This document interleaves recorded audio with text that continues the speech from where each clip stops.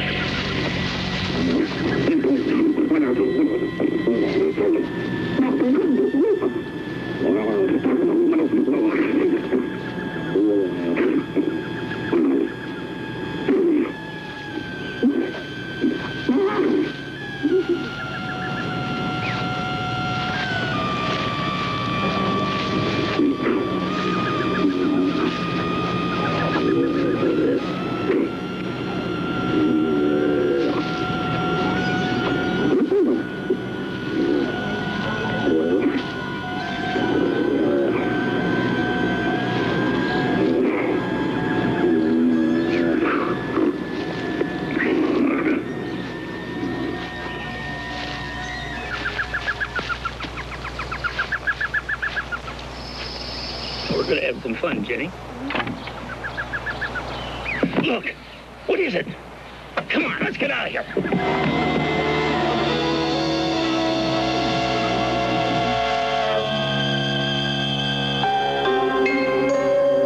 The Pacific Northwest, 1975.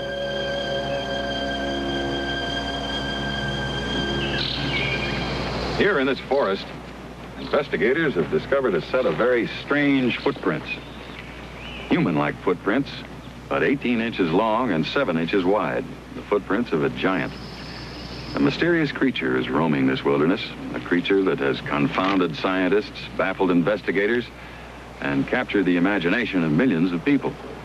We've all heard of the reported sightings of this creature, a creature most of us know as Bigfoot. We've read about it in our newspapers and heard about it on radio and television. And some of you, like me, might have been skeptical about these reports, wondering how it could be possible for a sizable population of 8-foot, 500-pound monsters to live among us on the edge of our industrialized society. Well, I was skeptical, but I was also tantalized by what I heard. So I decided to find out for myself whether Bigfoot was fact or fiction. I did this by going out to talk to the eyewitnesses, questioning scientists, by examining the footprints, by looking at and listening to all of the available evidence. What I found out, I will now show you. A body of evidence difficult to ignore. First, there's the fact that this phenomenon is nationwide. That each year, people of all kinds from many places report seeing the giant creature, describing it as being covered with hair, being half man, half ape, and as having an overwhelming stench. In the last decade alone, there have been over 300 reported sightings of Bigfoot in America. It's called by different names in different parts of the country, like Momo, or the Fouke Monster, or the Skunk Ape, or Sasquatch, or the Noxie Monster. But whatever they call it, the people who see it are all describing the same thing. I felt something staring at me, or a feeling of being watched. And I turned around, and that's when I saw Bigfoot. I was terrified. Well, I was in shock. It's totally unexpected. And the only equation I could make on this thing is that it was a gorilla. And we saw this hairy-looking animal crossing the road on its hind legs, and I can't tell you for sure what it was, but I believe it was Bigfoot. In spite of such eyewitness testimony, there are scientists who say that creatures like Bigfoot do not exist, that such monsters dwell only in our minds, not in our forests. They point out that man has always been quick to believe in monsters, and that these beliefs are born out of the unknown and nurtured by the unexplained.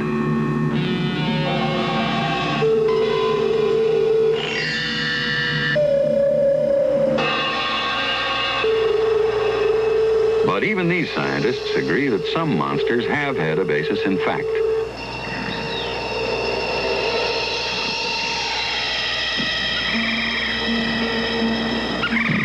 For centuries, Western man had heard rumors about a legendary man-monster that roamed the jungles of darkest Africa. It wasn't until the late 19th century that science caught up with this legendary monster, calling it the gorilla. New legendary creatures are continually being found, like the Komodo dragon and the okapi, both discovered only in this century.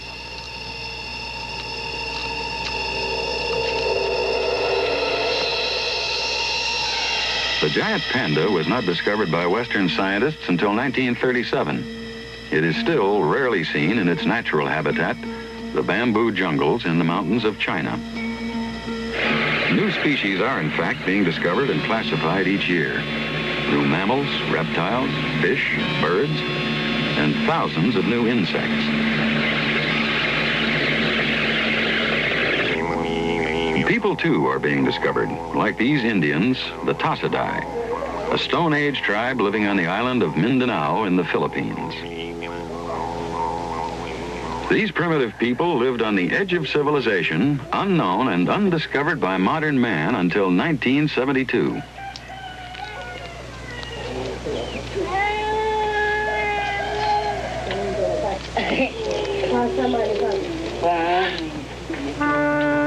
Closer to home is the story of Ishi, the Dawn Man of Redding, California.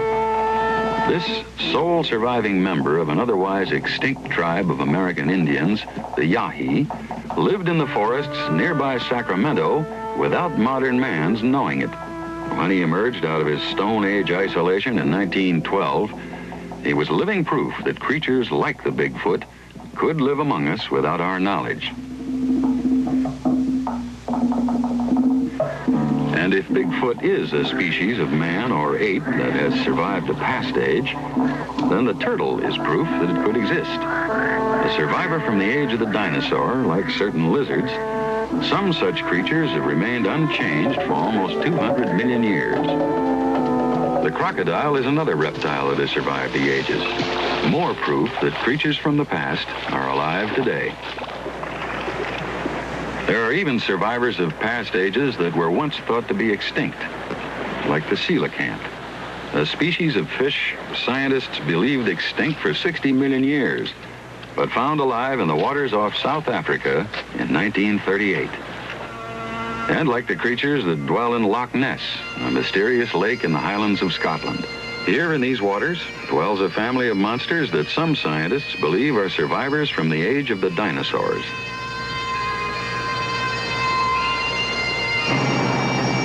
The Loch Ness Monster has been reported seen by thousands of people, by tourists, and by the villagers who live around the lake.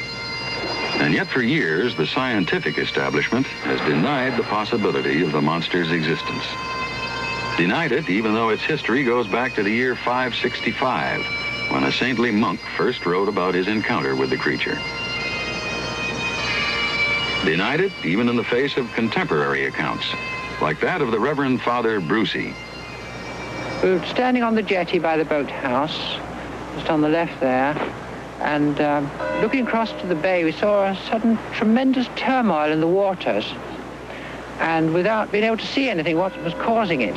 And suddenly we noticed this huge black head moving along, 7 or 8 feet out of the water, very, very slowly, coming towards us in a diagonal direction. And then after about 15 seconds it went down, but we never saw any humps, but it was very exciting while it lasted. A creature like the one Father Brucey saw was photographed in 1934 by a vacationing London surgeon, Robert K. Wilson. But scientists rejected that photograph as evidence, as they did this one, taken in 1951 by Lachlan Stewart. A photograph which shows the mysterious humps that undulate on the creature's back. This picture, taken in 1955 by Peter McNabb, was similarly rejected, even though it clearly shows the creature nearby a familiar landmark. There were at least 16 photographs of the Loch Ness Monster, and all of them were rejected as evidence by the scientific community. It wasn't until this man, Tim Dinsdale, took his motion picture film of the monster that some scientists began to take notice. It was in 1960. Dinsdale, an aeronautical engineer, took this film with his 16mm spring-wind camera using a 135mm telephoto lens. He submitted the film for analysis to the Joint Air Reconnaissance Intelligence Center at the British Defense Ministry. They enlarged the film, as shown here, subjecting it to intense scrutiny. Their conclusions? That the film is of a living object, that it's moving 10 miles per hour, and that it's 6 feet wide and 5 feet high. Dinsdale's film of the creature encouraged a new breed of monster hunters. Starting in 1962, the Loch Ness Phenomena Investigation Bureau brought a long-needed expertise into the search. They kept cameras pointed at all times on strategic parts of the lake. Their major achievement? This film, taken by Richard Rayner in June 1967.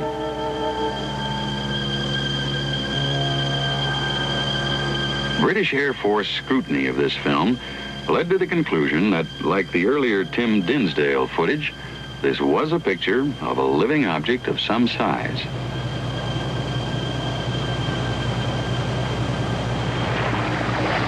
In 1969, for the first time, the monster hunters took their cameras underwater in submarines.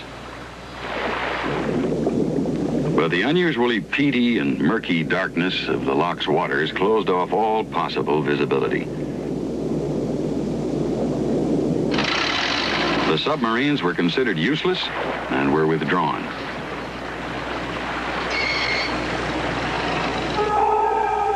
Better results have been achieved with sonar, sound waves which collect echoes off whatever object they bounce. The echoes are converted into electrical signals on shipboard graphic recorders.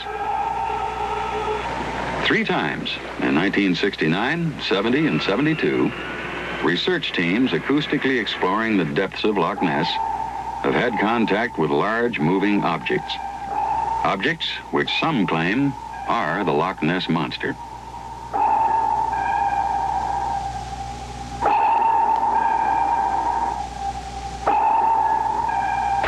The director of one of these expeditions was a Boston patent lawyer and physicist, Dr. Robert Rines, who 4 times has returned to Loch Ness to try to get subsurface photographs of the monster. Dr. Rines each time has dropped waterproof cameras into the loch. Boy out there? Yes. Well, it's right on the edge of a slope. It's in about 60, 65 feet of water. It's going down. So what we'd hoped to do was to lower this there and have this sink into the silt and so forth.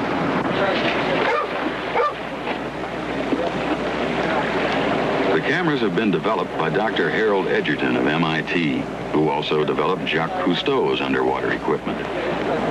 The cameras are connected to powerful strobe lights and sonar recorders, all operated by computers. On at least 2 occasions, objects larger than 30 feet, like the Loch Ness Monster, have passed through the sonar beam. The computers then activated the strobe light and cameras, taking pictures every 10 seconds. In this way, the Ryan's team has collected the best evidence to prove the Loch Ness Monster's existence.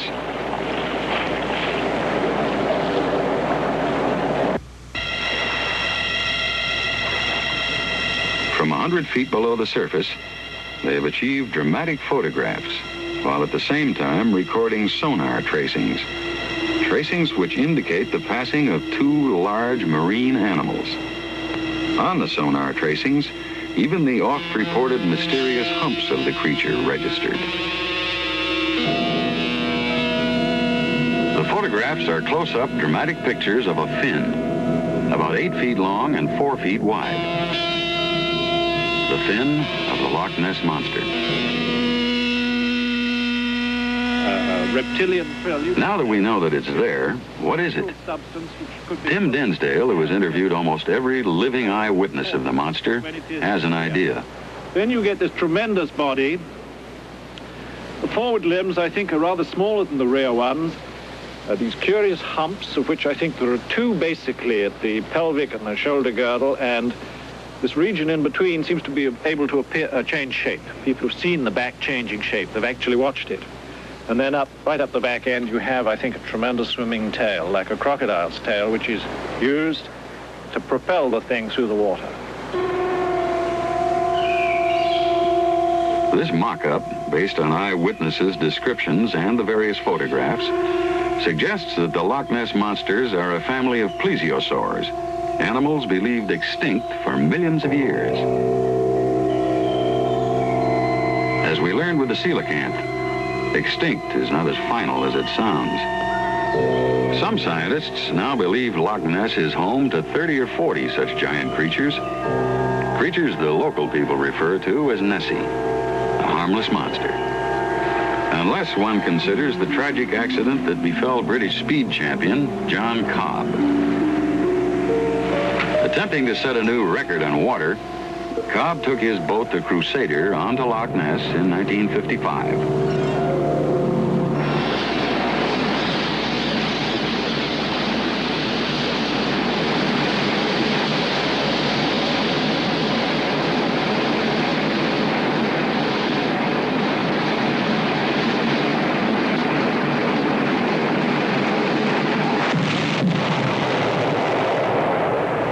Was killed, his boat striking a mysterious turbulence. Indications are that this was caused by the wake of one of the loch's monsters, which was trying to avoid Cobb's thundering speedboat.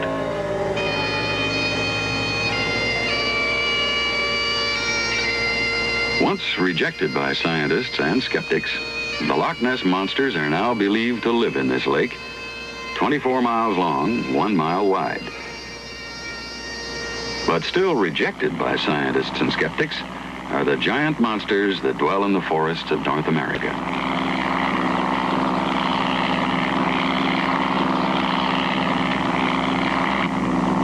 There's still an uncharted wilderness in America where unknown creatures could live. Hundreds of thousands of square miles unexplored by man, mapped only by aerial survey. A wilderness extensive enough to conceal a large population of hairy giants.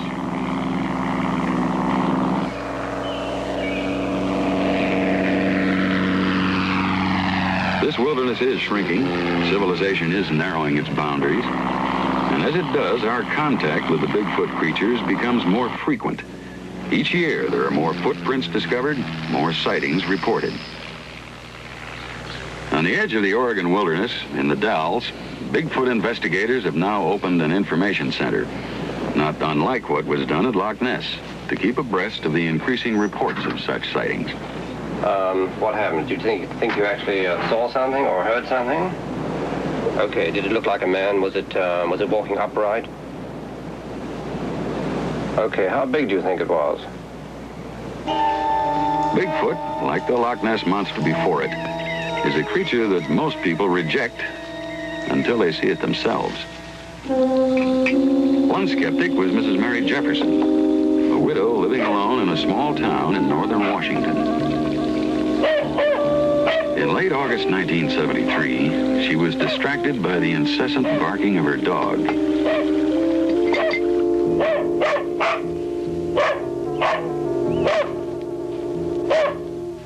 Emerging out of the wilderness, perhaps because of the recent forest fires in the north, came a creature Mrs. Jefferson had never seen before.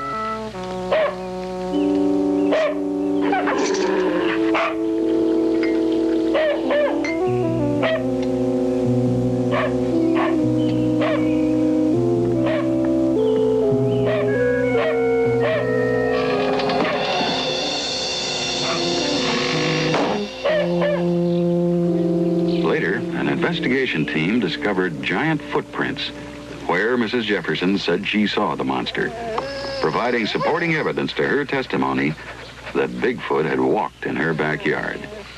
He was 8 or 10 feet tall, and he weighed 700 or 800 pounds. Now, he walked upright like a man, and his hair, well, it was brownish, and it stood up on end. It was all tousled, and his face was just hideous, and he smelled.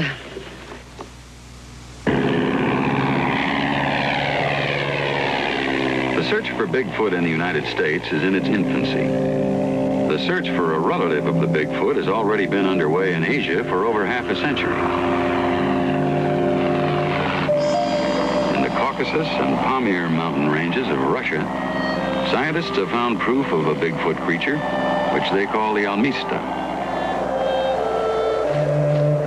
In the nearby Himalayas, the highest mountains in the world, Western explorers and investigators have pursued the riddle of another elusive man-ape, the hairy giant known as the abominable snowman, or the Yeti.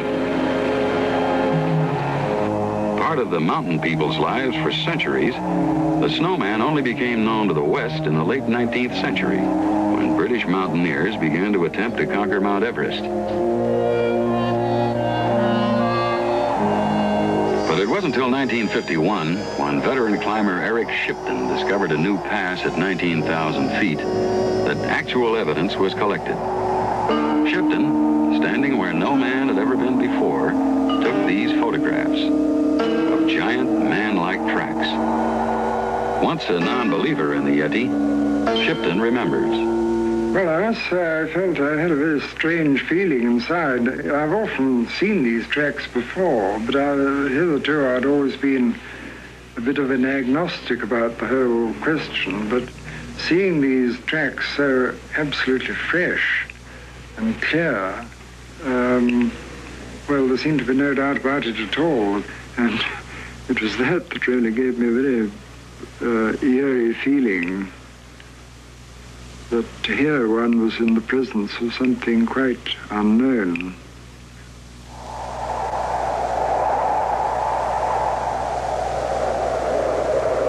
Although these strange footprints puzzled the scientific community, they reinforced the startling story told by a veteran explorer. Nicholas Tombazi of Athens, Greece, a photographer and a trained observer, had claimed he saw the abominable snowman on an expedition to Everest in 1925.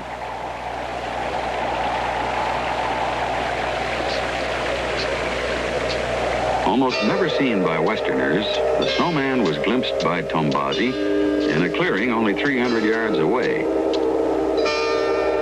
Tombazi described it as a dark and hairy, man-like creature that was grubbing for roots with a stick. Other evidence to prove the snowman's existence has been collected. In 1958, one expedition discovered this cave, thought to be the lair of the Yeti.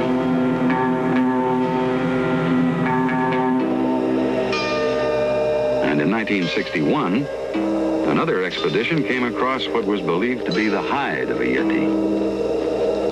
Another discovered what was believed to be a Yeti's mummified hand, and what was said to be the hide of a Yeti's skull.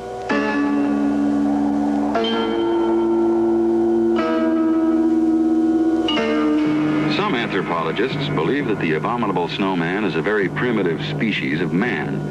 Others think it's a giant anthropoid, an undiscovered ape that has evolved in a direction other than man.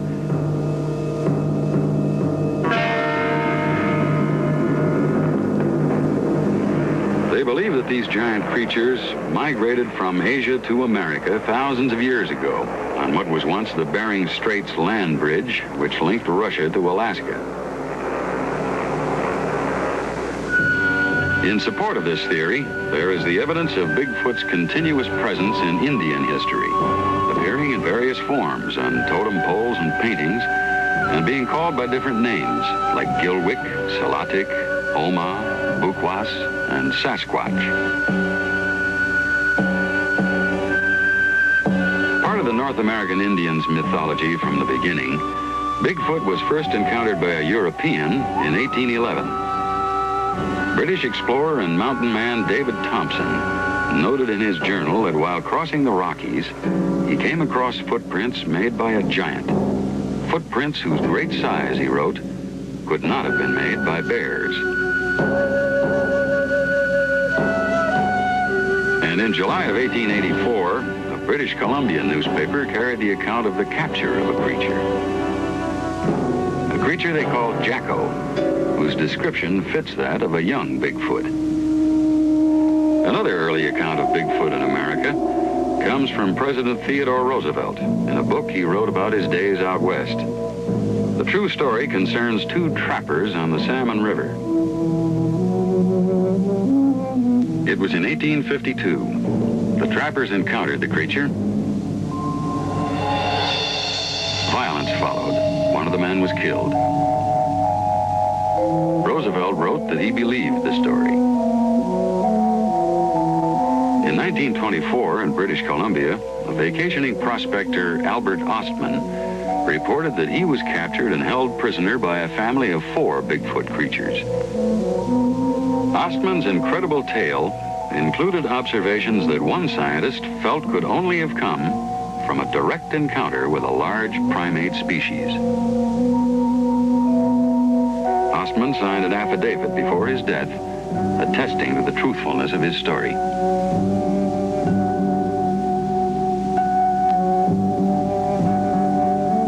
That same year in Washington State, Fred Beck and 4 other miners reported they shot at 2 different Bigfoot creatures. Later, Beck and his friends were attacked by an angry group of Bigfoot giants who tried to destroy their cabin by rolling large boulders onto the roof.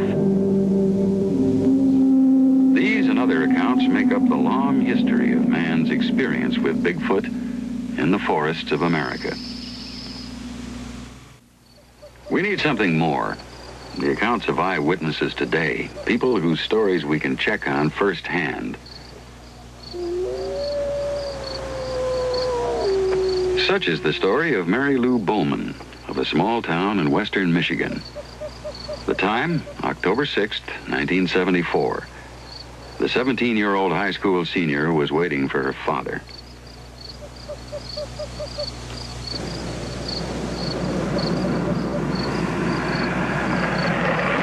Don Bowman, a former high school football coach and now a respectable businessman, had never heard of the creature that he and his daughter were about to encounter, had no idea that the dark road ahead beyond where his daughter stood waiting for him held a promise of terror that would soon bolt up out of the shadows. How was your babysitting? Fine, except for I didn't know they'd be on so late.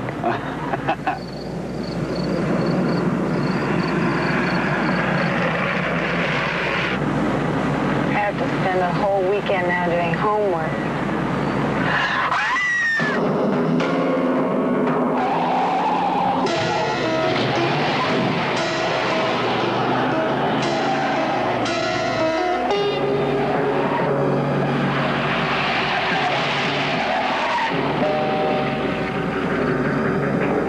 The next day, police found giant footprints in the dirt on the side of the road near the site of the accident. Stories from eyewitnesses like Don Bowman and his daughter are the most compelling evidence for Bigfoot's existence. They are, in fact, Exhibit A in our investigation, and there are hundreds of them. Like this one from former Sheriff Oliver Potter. Like I say, I'm born in the woods, the Cascade Mountains. I know the animals that are here. This was something different that I had never seen before. A large creature, about 7.5 to 8 foot tall. It was grayish black in color. And as it went away from me, I seen the backside of it, walking as a man would walk on its hind legs. There were 4 of us in the car when I was the first one to sight it. We pulled up on the freeway and pulled back for optimum viewing. Oh, I'd seen people from the same location and in about the same spot before. Humans up there. It probably was twice the size. And it was a dark, dark brown, just swaying back and forth, sitting on a rock. It moved more or less like a man, and it was about 6, 7 feet tall and probably a blackish brown color. And I couldn't see his face because it was running away from me across the road. And I actually, her and I both saw it disappear into the brush. Like I say, I was born and raised around here, and bears just don't walk on these hind legs that long. Another eyewitness of the creature was Shirley Adams, a teacher and school bus driver in a small town on the coast of northern Washington. A longtime resident of the area, the young school teacher had often heard stories about the giant, hairy, ape-like monster, but she had never seen it. Never thought she would.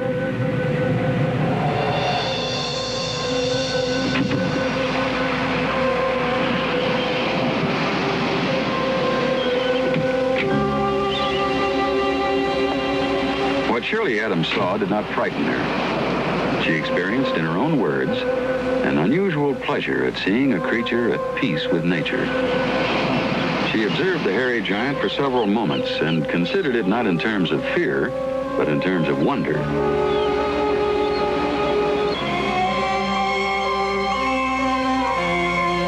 Eyewitness testimony, however, has had little such effect on the scientific community. Eyewitness reports are not reliable. People can think they see things. Their minds can play tricks on them. But Dr. Tibbetts, so many people have seen Bigfoot now. Is it possible that they're all hallucinating? Look, see this skull? Now that's hard evidence, something to test, to deal with. Bring me a bone or a skull or a carcass, and then maybe I'll believe in Bigfoot. Look, hundreds of law-abiding, respectable people have testified that they've seen Bigfoot. They've signed affidavits to that effect. They've even subjected themselves to examination under hypnosis. And yet the scientific community completely disregards such testimony. It's unreliable. Well, isn't it possible that science doesn't know how to use oral evidence? I mean, how to evaluate it, let's say the way the law does. Now, isn't oral testimony the basis of our judicial system? Well, I don't know. Science needs something concrete. Why, for instance, hasn't a hunter ever been able to find the remains of a dead Bigfoot in the forest? I mean, there have been so many people through the area where this thing supposedly has been seen, yet nothing. A valid question. To find out the answer, I talked to anthropologist Dr. Lawrence Bradley. Well, in reality, very few bones are ever found anywhere in the forest. When an animal dies, it's immediately eaten by another animal. This is the disposal service of nature at work. I go up in the woods in Oregon and Washington all the time, and I've never seen the remains of bears or even mountain lions. And these animals are in abundance up there.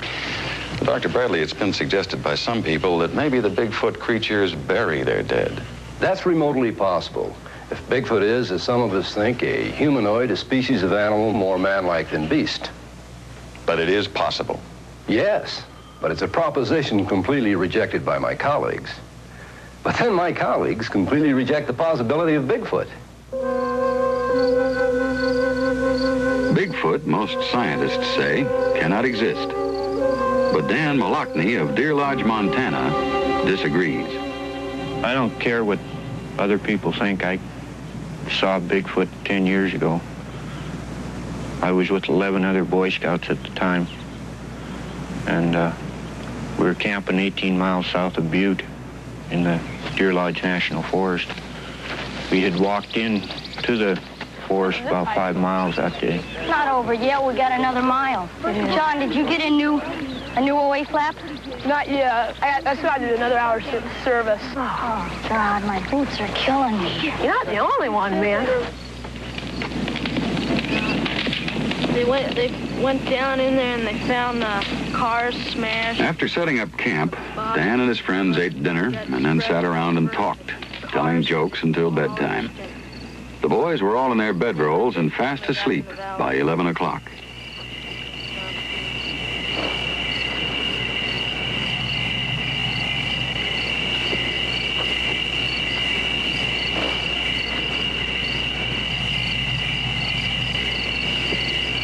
Whatever it was in the forest, Dan's friend was the first to sense it, the first to hear it.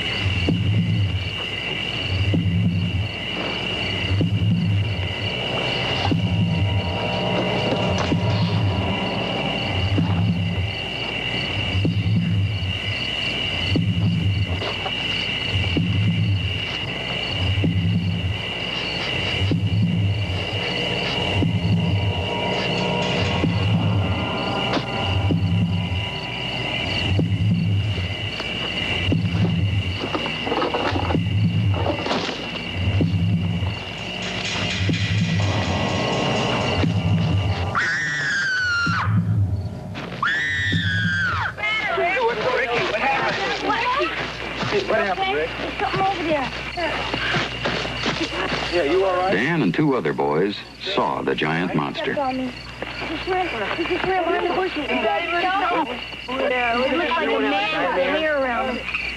It took us a couple hours to get back to sleep. And when we got up the next morning, we went up on the ridge where we saw the Bigfoot at. And when we got up there, we discovered a number of footprints, the biggest footprints I've ever seen. And they look something like this. Exhibit B, the footprints. Some 20 inches long, 8 inches wide. Footprints found impressed 2 inches deep into the earth, 1.5 inches deeper than a normal man's.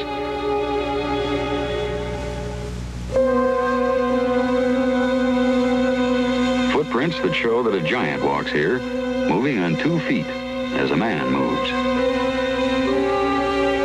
Footprints that should be permitted to establish the existence of a creature, if, after all, fingerprints can be used to hang one.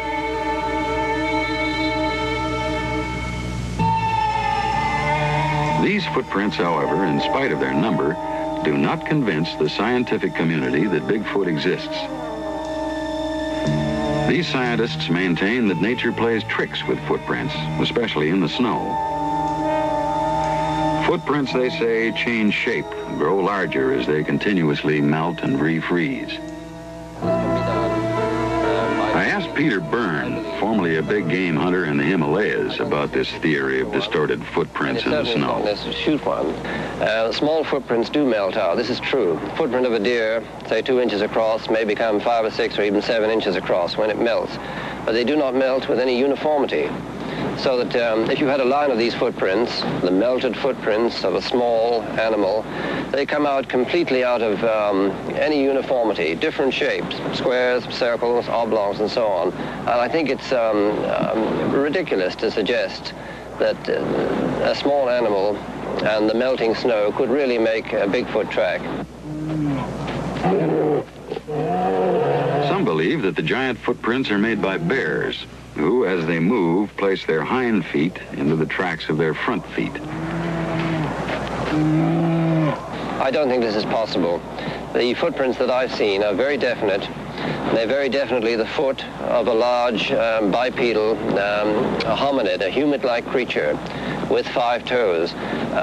When you get an overlap, you get a confusion of toes and heels and so on. These are clear-cut footprints, and in my mind, there's no mistake. They could not be a quadruped. Distorted by nature or made by a quadruped like bears, scientists say they're footprints made by hoaxers, like Ray Pickens of Chehalis, Washington. 7 times, beginning in 1971, Pickens has tracked the wilderness with bogus Bigfoot tracks. His purpose? Not to fool the scientists, but to fool the monster hunters. He tells us why. Well, we were sitting there having coffee at this Arden Cafe, and 2 gentlemen came in, and they was asking us about Bigfoot. We said, well, we didn't believe in it. And one gentleman says, well, you hicks around Arden probably wouldn't. And I turned to my friend, which his name is Harvey, and I says, Harvey, we're hicks. What are we going to do about it? And he says, yeah, what are we going to do about it? I says, we're going to show them who the hicks are. And then I went home and made boots.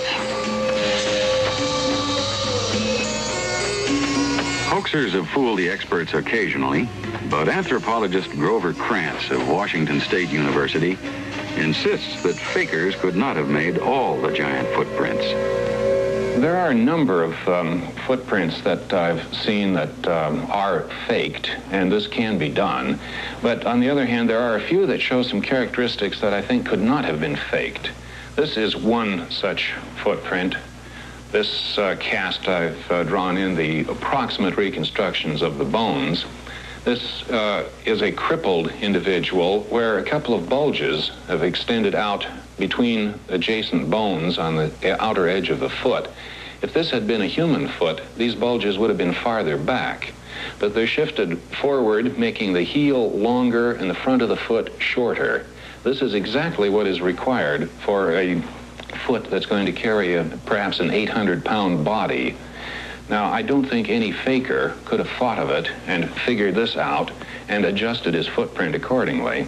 A fake footprint is just simply an expanded, enlarged footprint or enlarged copy of a human foot. With this convincing background, I now thought it best to talk to a trained observer who personally discovered such giant tracks, like newspaperman Ed McLarney of Stevenson, Washington. I turned my head and looked in the direction Marv was pointing.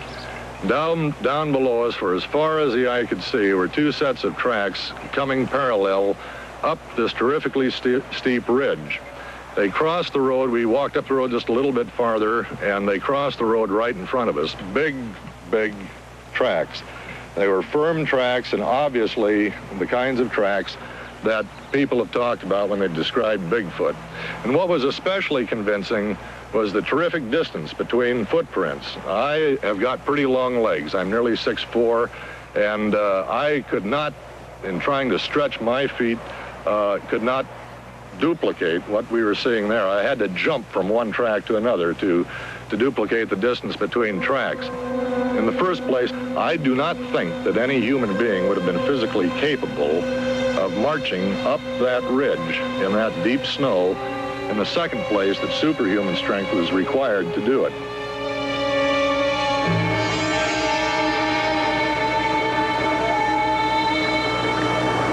For years, the only proof of Bigfoot's existence were the accounts of eyewitnesses and the plaster casts of footprints. It's only now, during the last decade, that proof in the way of physical evidence has begun to be accumulated. Here, in these woods, in a remote region of the High Sierra, some of that evidence has been collected. It was in the fall of 1972, and 3 men, Alan Berry, Rick Murphy, and Tim Sawyer, had just discovered human-like footprints 20 inches long. They'd heard about the creature called Bigfoot, but they never thought they'd encounter it. The men were relaxing after a hard day in the woods. I'll tell you, the next time we're coming out, he's doing the cooking, not you. All right, I don't need any ribbing about that, Bill, you know. I told you guys I came up here as the guy. The guy.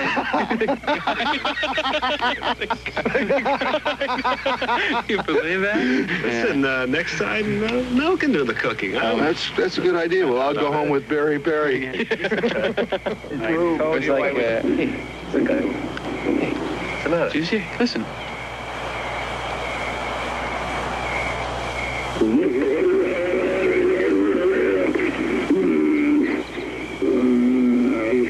Sounds like my mother-in-law. Hey, don't joke around. Listen.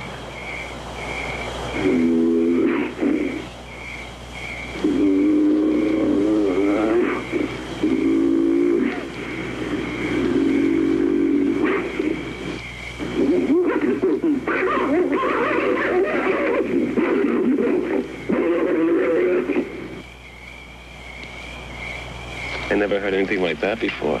Me neither. I'm gonna get that on the tape recorder. Fortunately, on this trip to the Sierras, Alan Barry had his tape recorder along to record the sounds of various birds and animals. Calmly, he reached for this and not for his rifle. Where's it coming? I don't know.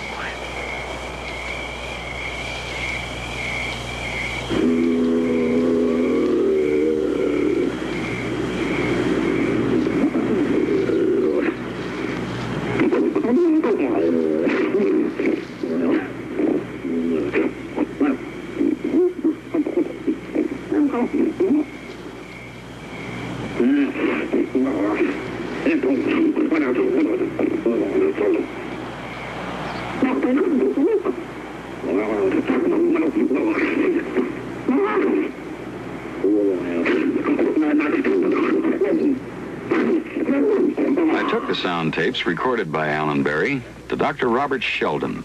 Not knowing what strange creature made these sounds, Dr. Sheldon subjected them to a rigorous computer analysis. How do you go about analyzing these tapes? The first thing we do is to digitize the sound into the computer. Digitizing consists of converting each second of sound into 20,000 numbers that are stored in the files on the computer. We can select any portion of this we'd like and do a frequency analysis on this portion. We've chosen the ah sound from the tape because it seems to have an unusual formant structure. You mean that you've picked just a certain part of this tape, one section of it? We've taken a section of this tape for analysis, much like a scientist might take a piece that he wants to analyze and look at it under a microscope.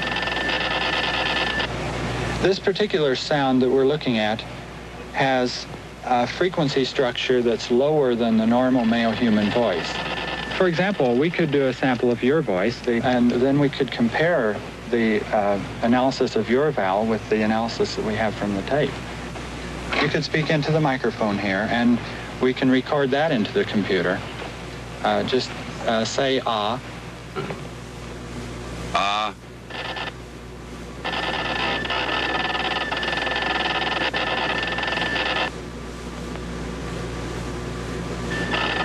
The comparison of the two printouts showed that the creature's vowel sound peaked early, higher than mine.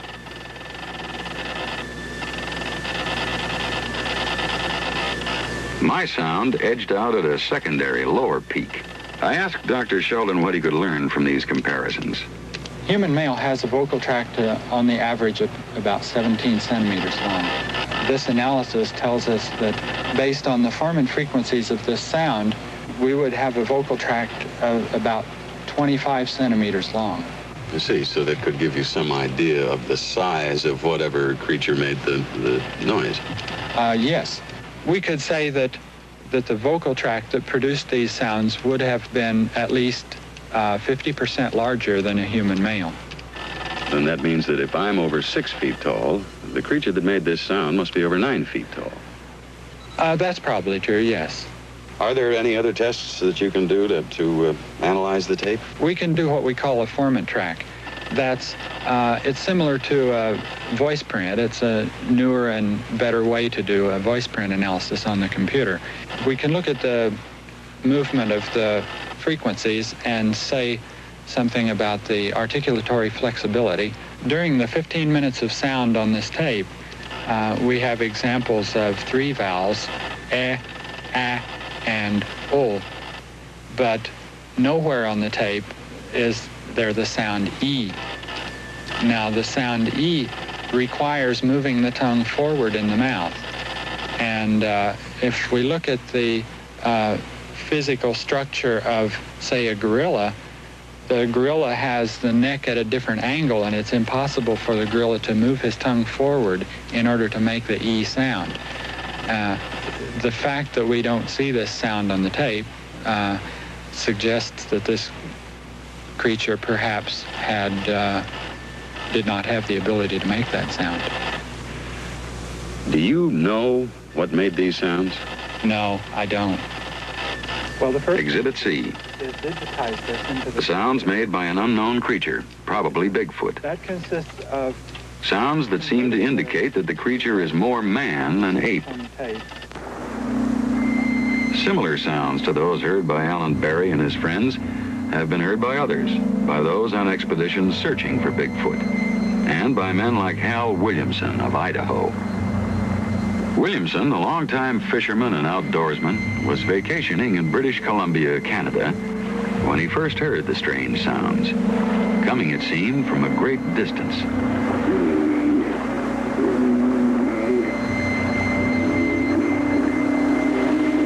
The sounds seemed to be coming closer, and suddenly they were upon him.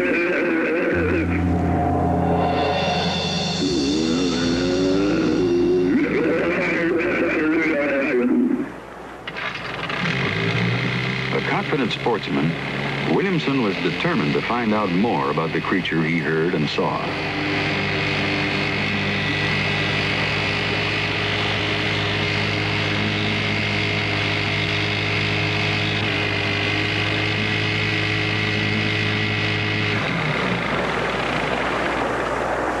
The air was heavy with a foul odor, a stench Williamson later described as being, in his own words, one of the worst smells he's ever experienced.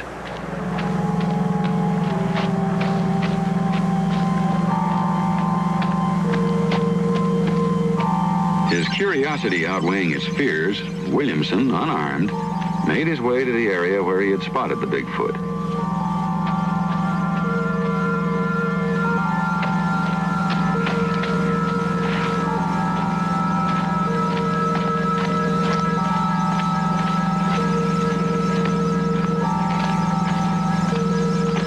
Silence now replaced the eerie screams of the giant creature. But the stench in the air told Williamson that the monster was still nearby.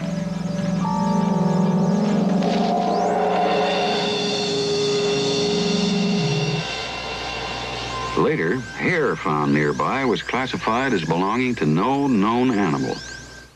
By the accumulating data pointing to the creature's possible existence, more and more organized expeditions are taking to the field to find a Bigfoot.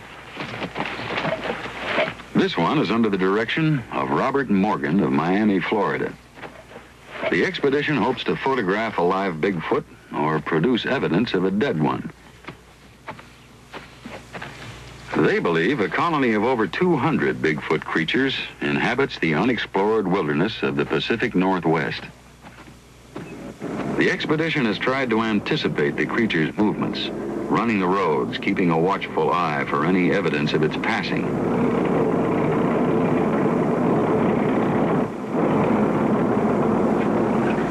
Thinking Bigfoot to be a nocturnal creature, they're prepared to penetrate the darkness of night with special light amplification viewing devices.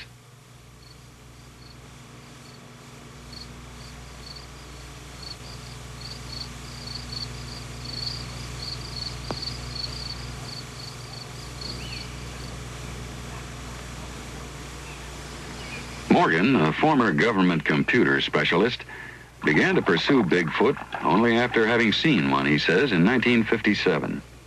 And all of a sudden, this thing went through the bushes. He didn't go around. He went, I mean, I could see the wake, you know, just plowed right through it, and he moved up at an angle away from me. I was on the edge of a canyon. And at a point, I estimate about 40 yards from me, it went into an opening, a clearing in the brambles, And what I saw was the most man-like looking gorilla, in my estimation, that I'd ever seen. Okay. And that's traveling slow. Expeditions like this one have gone out armed with tranquilizing guns and cameras. The object is to bring back evidence to force the scientific establishment to take a more active part in the search for Bigfoot.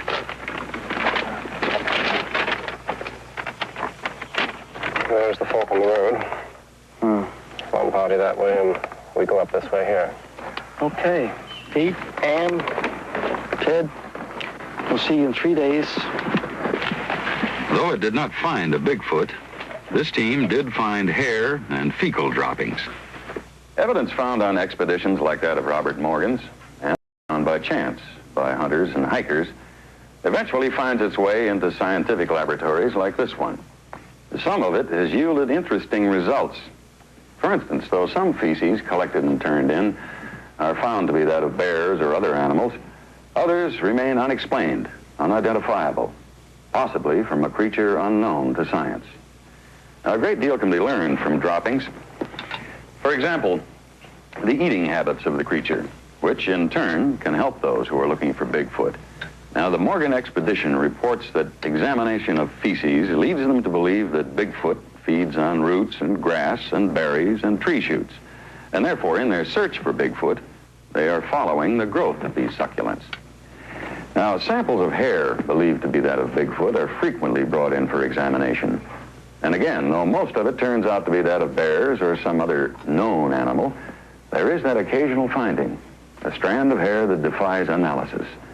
Not that of a bear, not a man or a coyote or a wolf, but of something unknown. Thank you.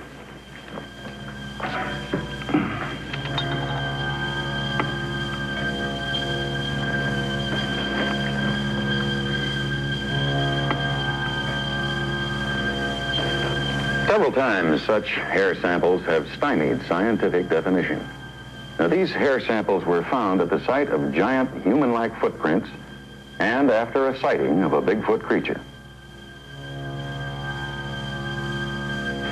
The hair samples, then, should be labeled Exhibit D, a piece of evidence which the United States Army has endorsed in its official engineering atlas covering the state of Washington. In a section about the wildlife of the state, Sasquatch, or Bigfoot, is featured. The text goes on to report that hair samples sent to the FBI labs have defied analysis. Exhibit E, the Minnesota Iceman. What might have been the only body of a Bigfoot ever found by modern man. At first, nothing more than a carnival exhibit, a rotting corpse partially visible in a block of ice. Later to be thought of by at least 2 international scientists as an unknown large primate, perhaps the dead body of a young Bigfoot. This unusual evidence mysteriously disappeared in 1968.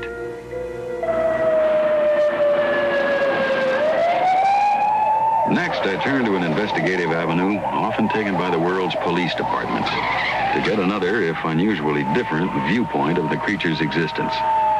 A viewpoint that police departments in Miami, Boston, Los Angeles, and even Scotland Yard have called upon to help solve seemingly unsolvable crimes. I went to Peter Hurkos, the world's foremost psychic detective, at his home in Los Angeles.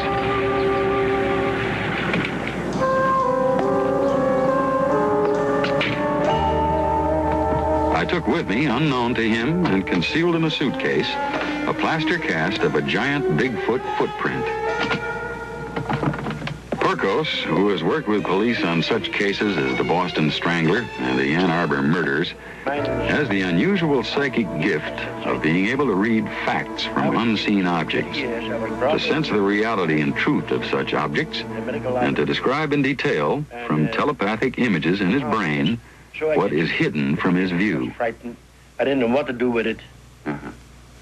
But I had to do any type of science may impose. Now, I have something inside this case that I want to know something more about. Yeah. Now, can you psychometrize what's in here without ever having seen it And tell me something about it, anything? I will try. All right. Can I set it up or what? Yes, you can put it any way you like.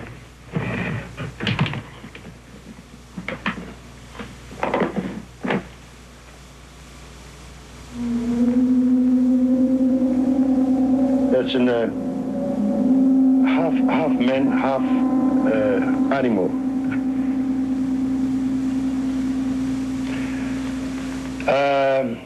Weighs about, I would say about 500 pounds. It's about between 8 and 9 feet. Lives in cave. Lives in cave.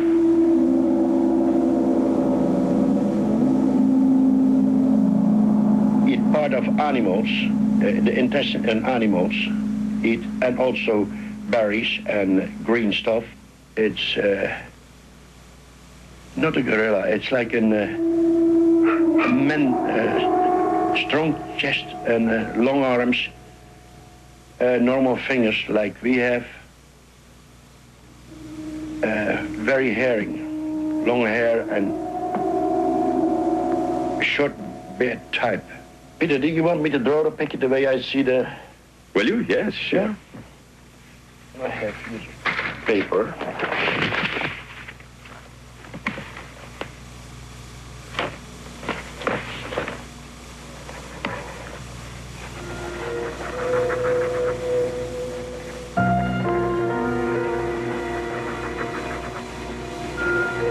We've witnessed a dazzling display of Peter Herko's psychic powers.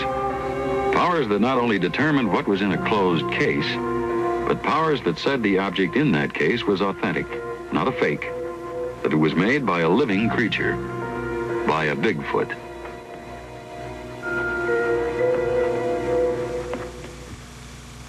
Exhibit F, Peter Herkos, the vision of a psychic detective.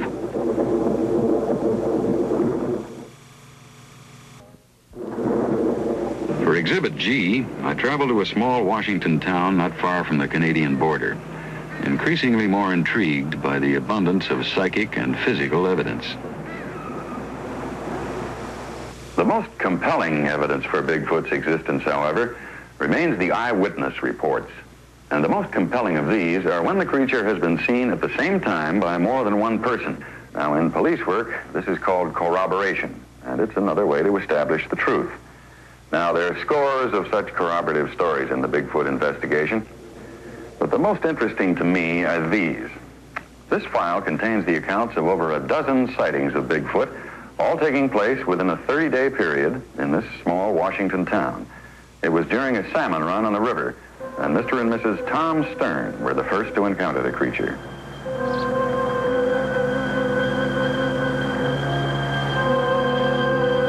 It was during September 1975. Great day for fishing. Yes, it really is. Say, by the way, what time's your brother coming over this evening? Oh, I don't know, fairly early. There's something wrong with this reel. That's the one you wanted, sweetheart. I don't know, maybe it's me. I don't seem to be working it right. If you work it right and catch some fish, and I promise I'll fry them. Would you mind taking a look at it?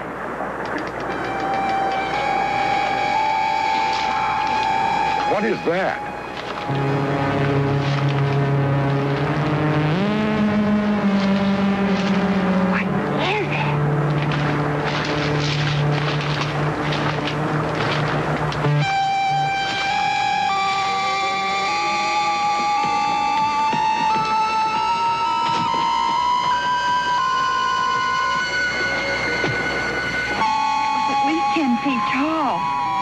To weigh 500-600 pounds.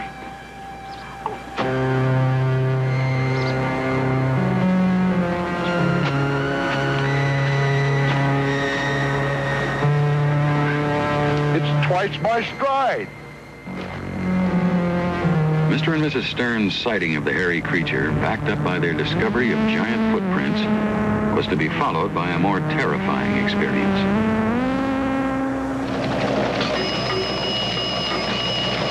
Police cards on file at the county sheriff's office recount the horror of that second encounter. 10:10 p.m., September 12, 1975. Rita Graham was alone in the living room watching television.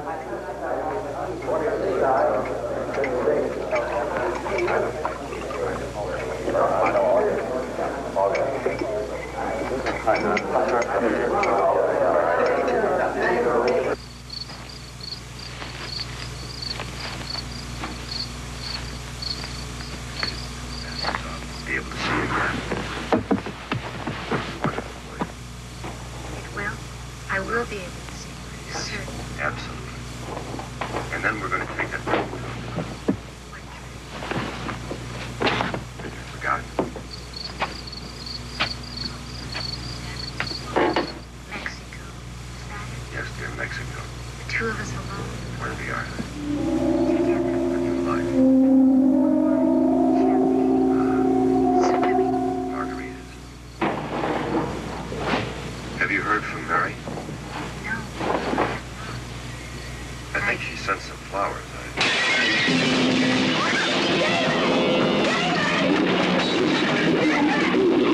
There's something out there!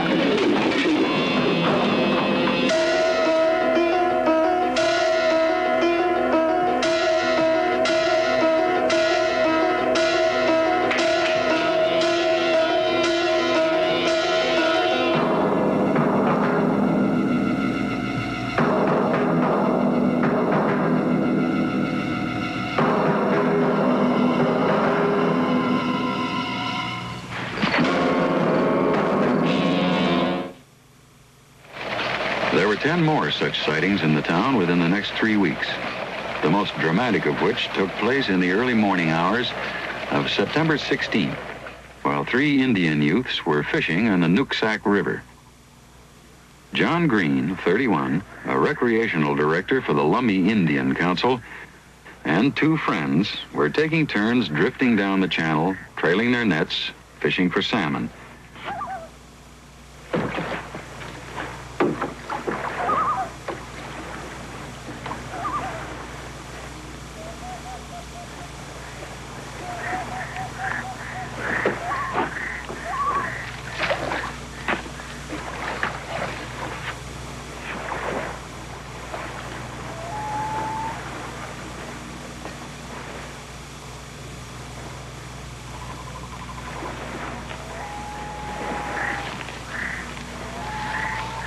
His friends 50 feet upstream, John Green heard a strange noise. He became aware of a strong, unpleasant smell, felt something tugging at his nets, but he saw nothing.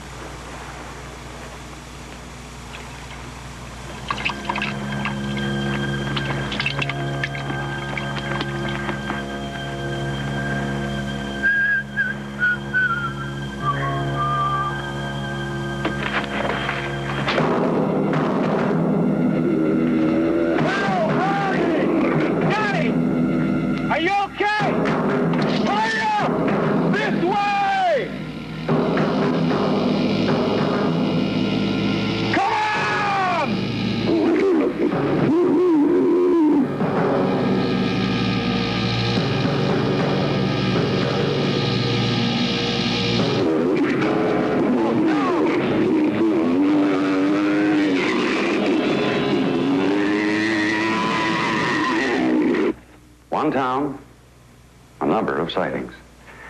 Now, is it possible that so many people over a period of time could fabricate and maintain their stories, that is, tell lies, or are they telling the truth? Well, with me is William Stenberg, a former police officer for the Glendale Police Department, a man licensed by the state of California to do polygraph work, that is, to conduct lie detector examinations. We're about to test the story of one of those townspeople, Johnny Green, whose story you've just seen. We're going to give him a lie detector test to see if he was telling the truth. In order that the test meet every standard of normal investigative work, our cameras will not intrude on the examination.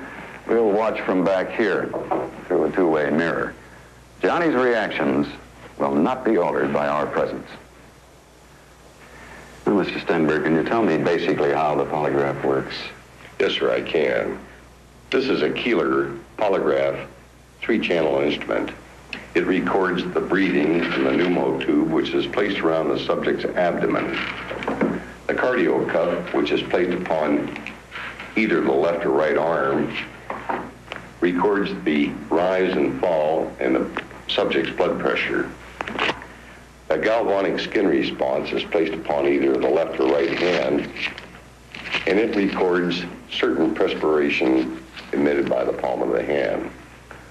All the reactions are recorded independently by the 3 pins, the pneumo, galvanic skin response, and the cardio. All questions require yes or no answers. No movement, John. Test about to begin. Close your eyes, please, John. Is your true name John Green? Yes. You intend to answer all of my questions truthfully? Yes. Do you believe you saw a creature 7 feet tall standing in the water of the Nooksack River at 2:30 a.m.?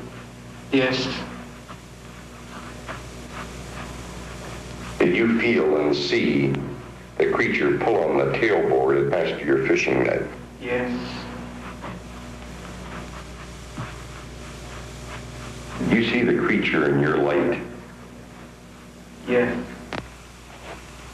Were you truthful to me when you described the creature 7 feet tall, heavy build, covered with hair and a head shaped like a gorilla? Yes.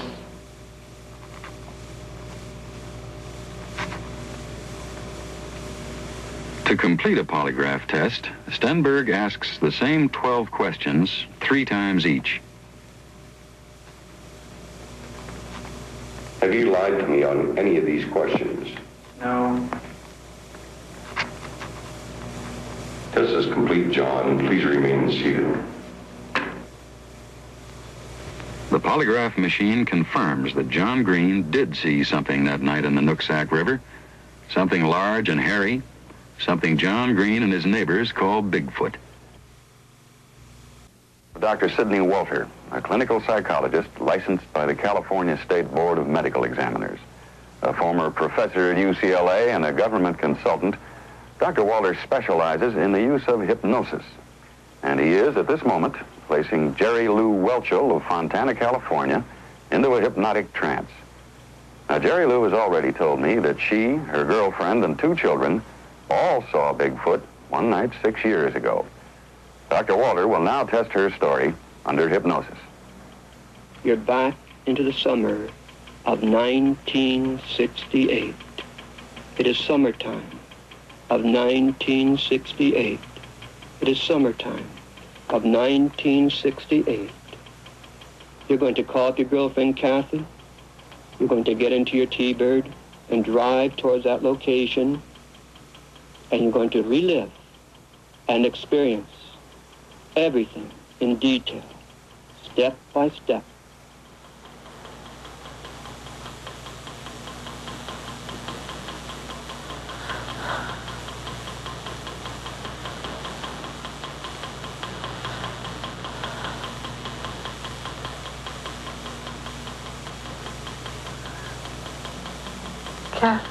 Kathy?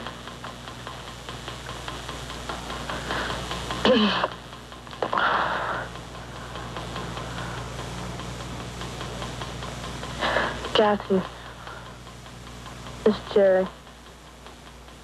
Is Jean over at your house? Or you just left here? Yeah. No, he said that they were going up to see about that monster. Yeah. Okay, you want to go? I'll get the kids ready. Okay, see you in a few minutes. Okay, get your coats on. Okay, come here, Sherry. Jerry Lou, now actually in a deep hypnotic trance, is recalling how she and a girlfriend went out to a deserted drag strip to investigate the reports of a monster seen there the night before. Now get back in the seat and sit down.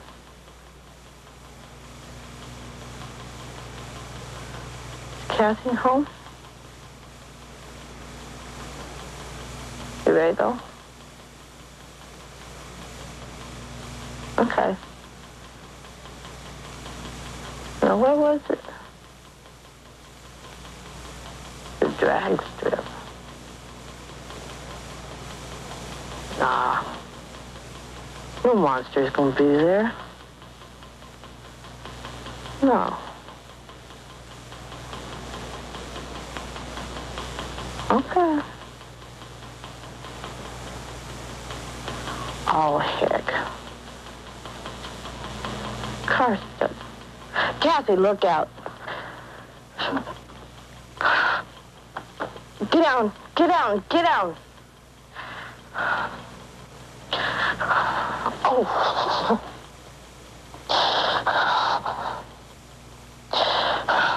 Oh. She's bleeding. I'm all right, I'm all right. Let's go to the police. Come on.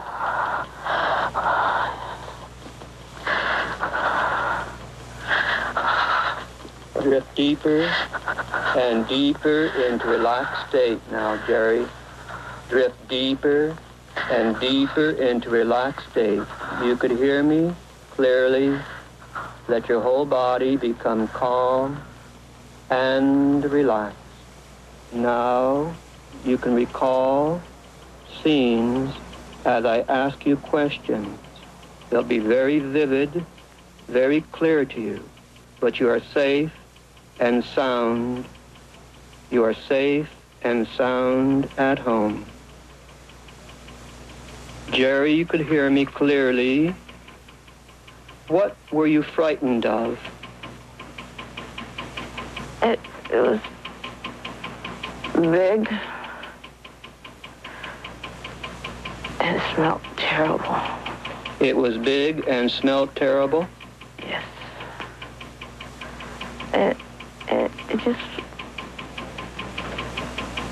It smelled terrible. It smelled terrible.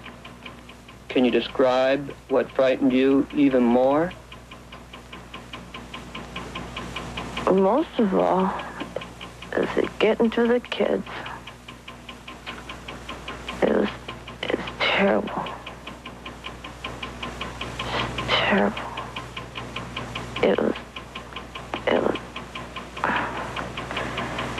It was like I can't explain it.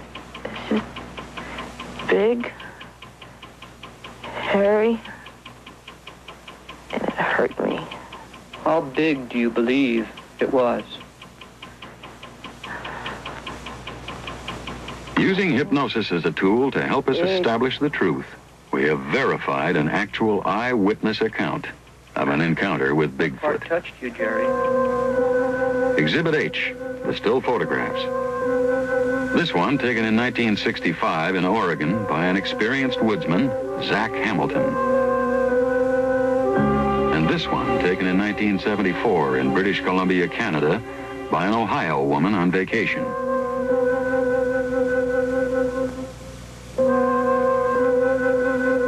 And a third one taken in Alaska in 1973.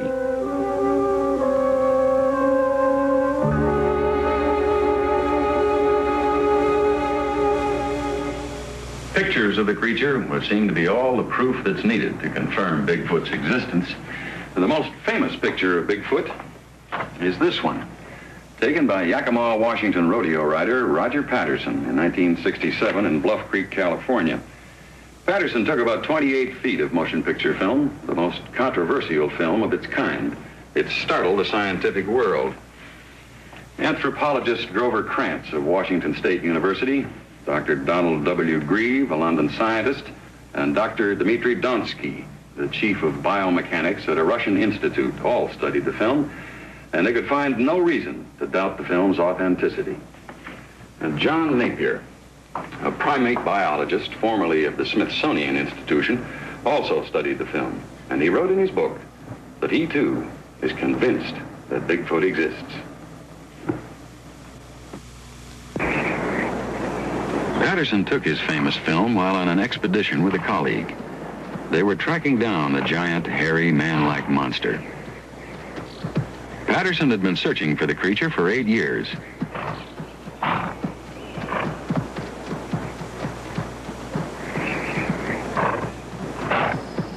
Suddenly, there was a commotion. Patterson's horse reared, throwing him. Patterson grabbed his camera and filmed as he ran. Here is his actual footage, the images he captured, what he called the abominable snowman of America, or Bigfoot. If this film is legitimate, then there can no longer be any question about Bigfoot's existence. To verify its legitimacy, I went to anthropologist Drover Krantz at Washington State University. There is one film that was made by Roger Patterson in 1967 of what appears to be a Sasquatch that I'm reasonably convinced now is a legitimate piece of film. I've checked just about every possible measurement of that film, having looked at it, at least 50 times now. I don't think there's any way Patterson could have figured this all out and faked it. I also asked Dr. Jeffrey Bourne, director of the prestigious Yerkes Primate Lab in Atlanta, Georgia, to analyze the film. Well, you know, that looks to me very much like a human walk. Its gait is very much of a human-type gait. If you have a large primate who has basically the bipedal locomotion, he would have to have a human-like gait. This is exactly what I would expect. And also, when you look at its feet as it walks, the undersurface is much too light-colored for an animal with this kind of dark fur. The light color on the bottom of the feet is perfectly normal for any primate, or, well, most hominid-like primates. Africans with black skin have very light-colored soles of the feet. This is simply because the stratum corneum is very thick and carries less of the pigment. And furthermore, it seems to have the characteristics of both male and female. The head has a big crest on it, like a male gorilla does, and this crest is called a sagittal crest. Now, this creature also has pendulous breasts, which is a female characteristic. The crest, the sagittal crest on the top of the head, has been claimed as a male characteristic in the Patterson film. Well, yes, it's a characteristic of adult male gorillas and orangutans, but it's not a male characteristic, it's a size characteristic. Beyond a certain size, the jaw muscles must find attachment on a special crest, and it happens that only male gorillas and orangutans get that big. If there were a female primate of the 5 to 500-pound body size, it would have to be so big that it would have a crest as well. So it's not a male characteristic. And the breasts are covered in fur, and in all other primates, the breasts are actually either bare or very sparsely haired. I don't know what the breast of a Sasquatch ought to look like. Of course, what's going on there is, in Patterson's film, the creature has a bulge here, which seems to be a two-part bulge, but it's not really very clear. This might not actually be breasts. These could be outpouchings from the trachea, which occur in many large apes, called laryngeal air sacs. Patterson, who died of cancer in 1972, swore on his deathbed that this film was authentic. His partner that day also swears that what you are seeing now is a picture of a real Bigfoot.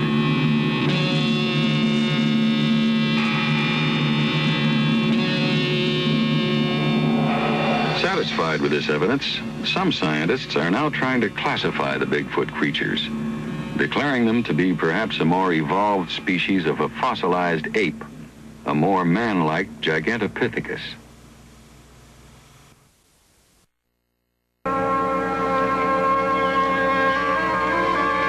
They've determined that there is a large colony of the creatures, perhaps 200 of them, centered mainly in the Pacific Northwest. They're nomadic creatures who travel in small groups and oftentimes alone, following the food supply. They're mainly vegetarians, eating roots, berries, fruits, and nuts. Some have been seen, though not frequently, eating small rodents like field mice.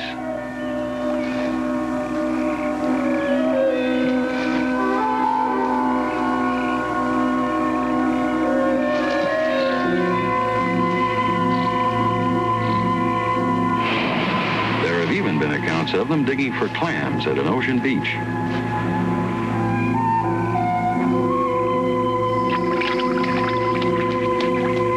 Bigfoot creatures have also been seen pulling fish from the streams and taking them from fishermen's barrels outside their homes.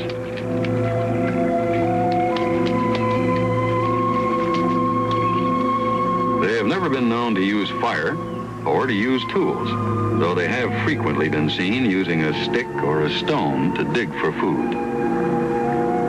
They build no permanent dwellings, making their beds under trees or in caves. They sleep mostly during the day, traveling and looking for food at night, finding safety in the darkness.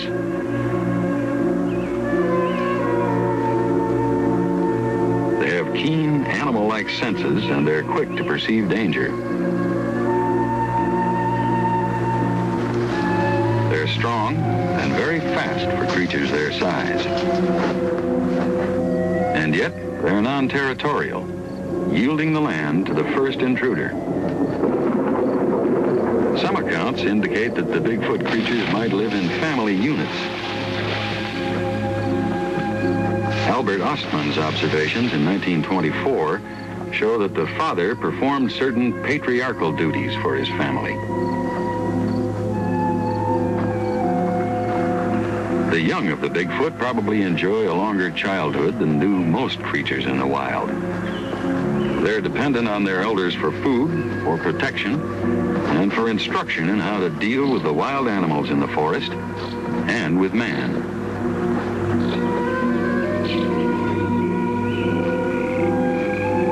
They themselves are not predators. If they were, more would be known about them. For a giant creature that attacked and fed on cougars and goats and deer could not long escape the watchful eye and the ready rifle of the hunter. They're shy and wary creatures, apparently gentle toward both man and beast, creatures alive to the possibilities of the wilderness. They're elusive creatures, hard to catch a glimpse of, creatures perhaps like man, still evolving into a higher order. There are some who believe that the Bigfoot creatures are man, primitive man, and as such are entitled to all the protection our society offers other men. One true story that illustrates Bigfoot's human likeness is that told about an Oregon high school teacher, William Lawrence.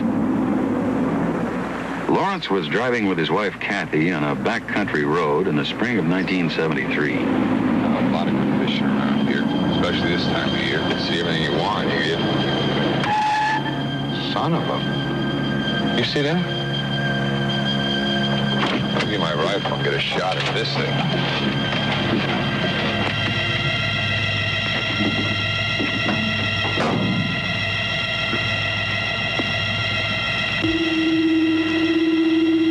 Shoot!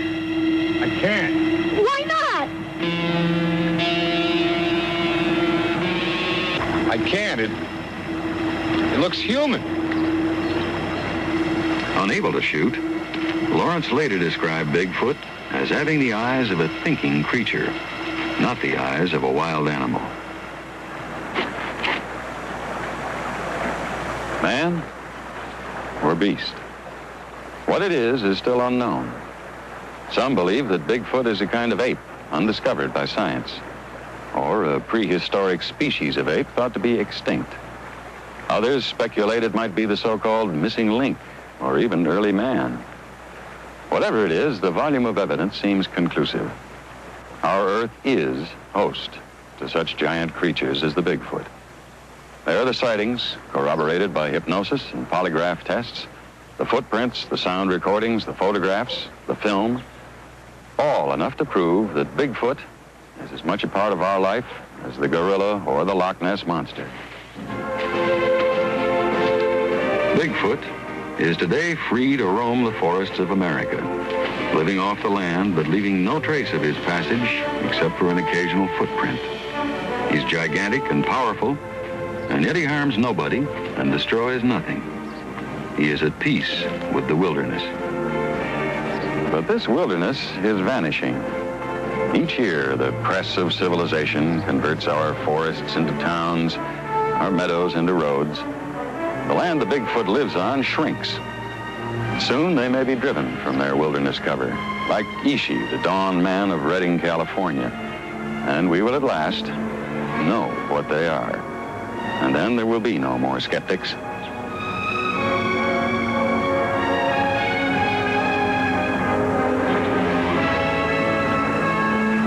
Man will continue to try to solve the mystery of Bigfoot.